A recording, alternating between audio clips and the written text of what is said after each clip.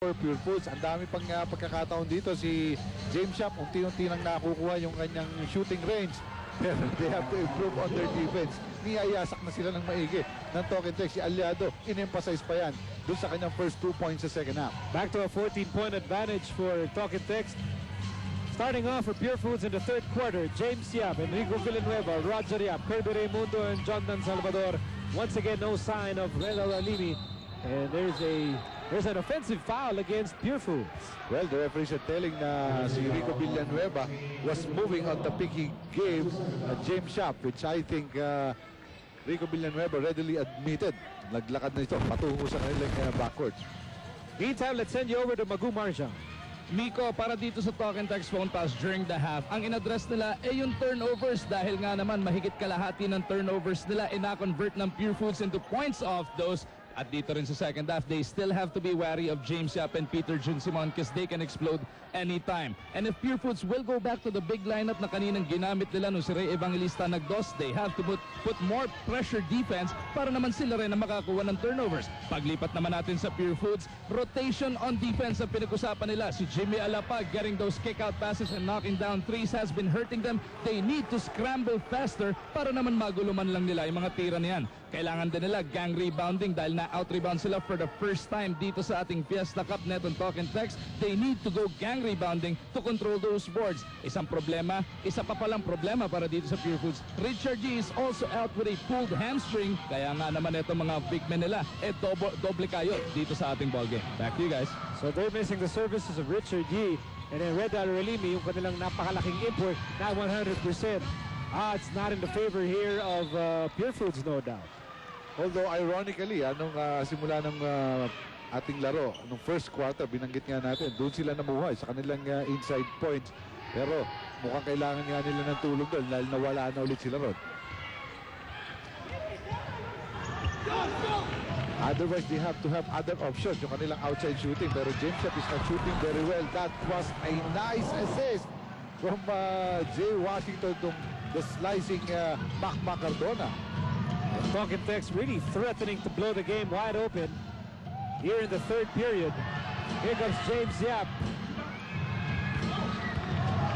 And it doesn't help that James Yap has been relatively quiet in this game. Here's Washington, laban kay Raimundo. Back to Washington on the right side. Leather wants the ball. There's a double team outside Washington. Alapag, quick pass to Cardona, back to Alapag, back to Washington, and out of Leather. What ball movement for the Phone Pals. And what patience for them. That was an open shot actually for Leather. Hindi lang niya naipasok yun. Samantalang ang Pure Foods, hirap na hirap naman sa kanila sa offensive at One-shot wonder. At nararamdaman nila yun eh. Nakakita pagka-mintis nila yun, nakukuha agad ng Talking Text, parang hapong-hapo na bumababa itong mga Pure Foods sa kanilang depensa. 8 to shoot for the Phone Pals in full control of the game. Leather. Aliado swings it over to Cardona. In and out. Rebound for Jonathan Salvador. Pure Foods fast break in the making here. Here's Raimundo. Kirby with a sidestep. And the layup is good. But still, too early for Talking Text to play complacent at this point.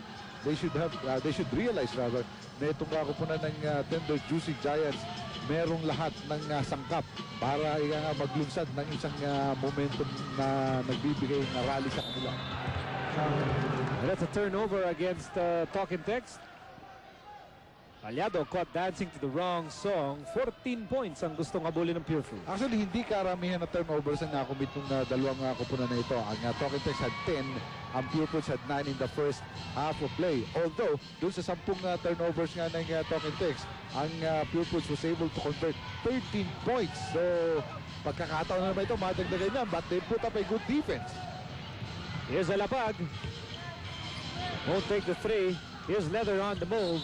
He is fouled and he will take 2. But that, again, parang natulala ang mga taga-Pure Foods. So, tatlo yung nakadepensa kay Terence Leather. But lahat ay nakatayo na lang. Parang nagulat sa biglang pagratsyada nitong si Terence Leather. Mukhang hindi kinakailangan masyado yung kanyang putos. He only has 7 points. All scored in the second quarter. Coming off a 47-point game. Malayong-malayo ito. But mas maganda ang resulta dito. They are up.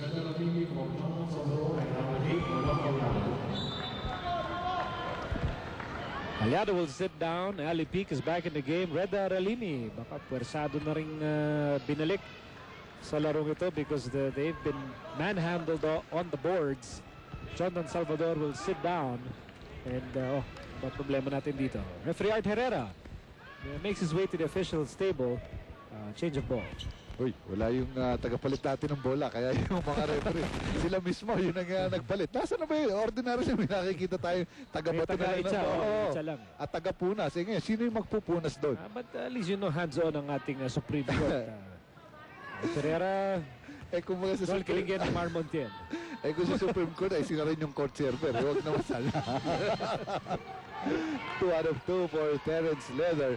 So kahit alam ni Coach Ryan na hindi makakamatch up itong si Red Ralimi kay Leather sa pabilisan or sa kung ano man. But you know, if only to give a semblance of defense and presence sa loob, ipapasok na niya muna itong si Red Ralimi.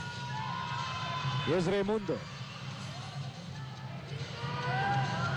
That play and pass was broken up, and that will leave Pure Foods with 5 to shoot. And again, a belated pass. In fact, maswerte pa yung Pupils na top out pa yun. Otherwise, na 3 seconds si Rico Villanueva ron. So 5 on the shot clock. James Yap for 3. Yes, sir! Ayan na, ang mga signals na binabanggit natin. So, ang talk and text, kailangan pa rin bantayan. Big game, James, ba? Ang ating halftime feature, kailangan maalala nila yan sapagkat pagdating nga po ng mga big shots, si James Yap ang pinupuntahan ng Pure Foods. Last touch on Jay Washington.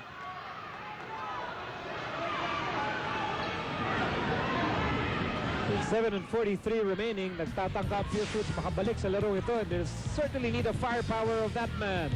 James Yap, TM3, tip sa inyo ng bagong TM Discarte, same 30 pesos lang. May bagong Discarte ka na. And all of a sudden, 8 points na. Yan ay tatala dun si James Yap. Nagdagdag pa ito si Kelby Raimundo. Tabla na sila. Tig 8 puntos na itong top 2 players ni Coach Ryan. Here's Ali Peak. Cardona on the move with a runner. Alaga naman. Hindi na tayo nagtataka pero talagang mamamangha ka every time Mama Cardona makes the shot. Ang hirap kasi ispalingin. Hindi mo alam kung slow motion, kontra-tempo, binigla, o yun talaga yun.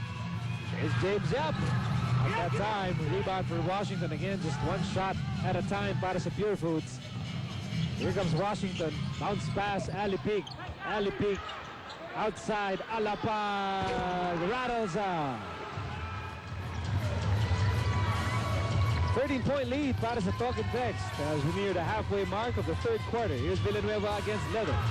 Villanueva on the move. There's a drop step. And that's a hard-earned basket for the Raging Bulls. Sinabi mo pa, but they should be thankful of those points dahil yun ang nagbibigay sa kanila ng aggressiveness. Eto, nararamdaman na sila ng Talk and Text na kailangan tumawag. Panandalian ng timeout. Banggang umaatikabo. Kanina, nagsagutan na itong dalawang ito. Pero kubkub na nagawan pa rin ang paraan ni Enrico, the Raging Bull Villanueva.